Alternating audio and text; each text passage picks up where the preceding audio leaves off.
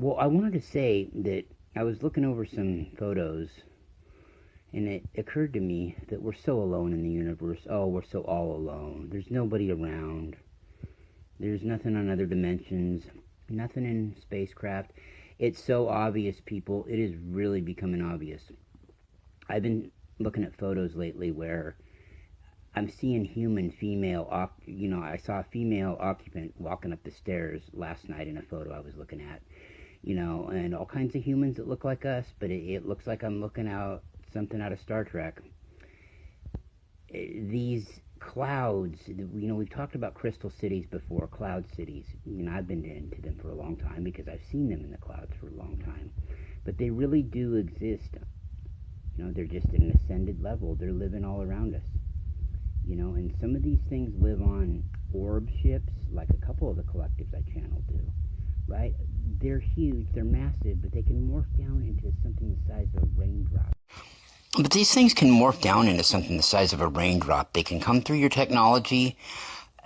People think I was crazy if I was to tell everybody what I saw, what I see. I mean, they communicate to me in all kinds of ways, telepathically, but they'll show me what their civilizations look like a lot of times.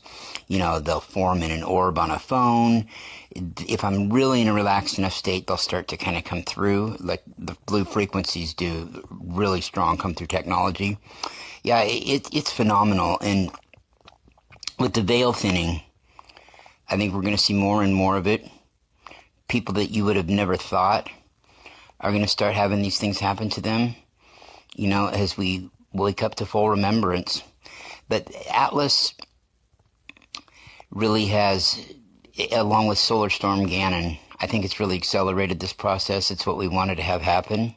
But I think I think it's Atlas what we're looking at. And lo and behold, I wasn't looking up at the pictures going by. There it is.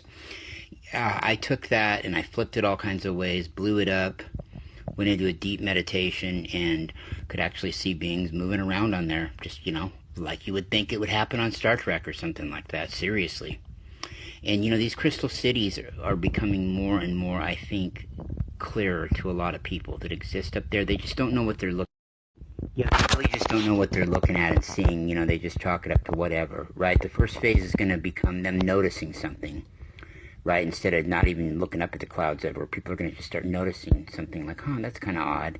Then it'll slowly start to seep into their brain. Then they'll start to ask questions. A lot of starseeds will be having people in their lives at some point that they never thought would ask them questions like that.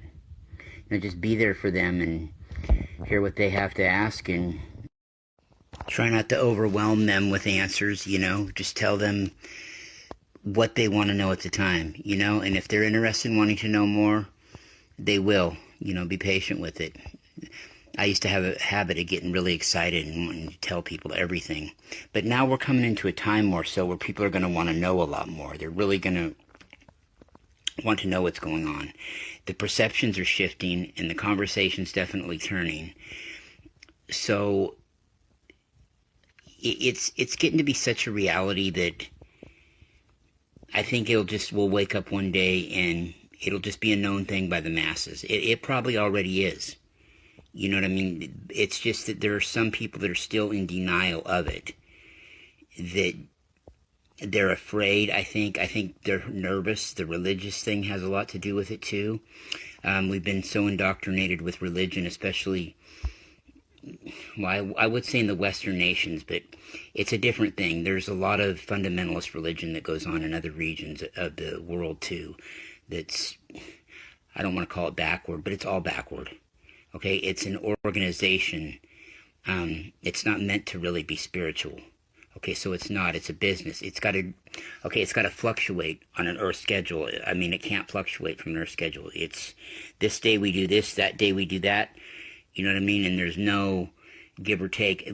They're so caught up in the rigid structure of it that the spiritualism usually goes by the wayside in organized religion is what I'm trying to get at. At least that's what I've noticed. So we can get into the whole mind control thing of why they were set up and all that, but it is what it is. It ain't my thing, so I can sit here on a high horse and act like, well, it ain't me, because, I've never been indoctrinated with it. I didn't have to grow up around it like that. I feel for people that did and are resentful. Anyway, rock and lock, and I'm out.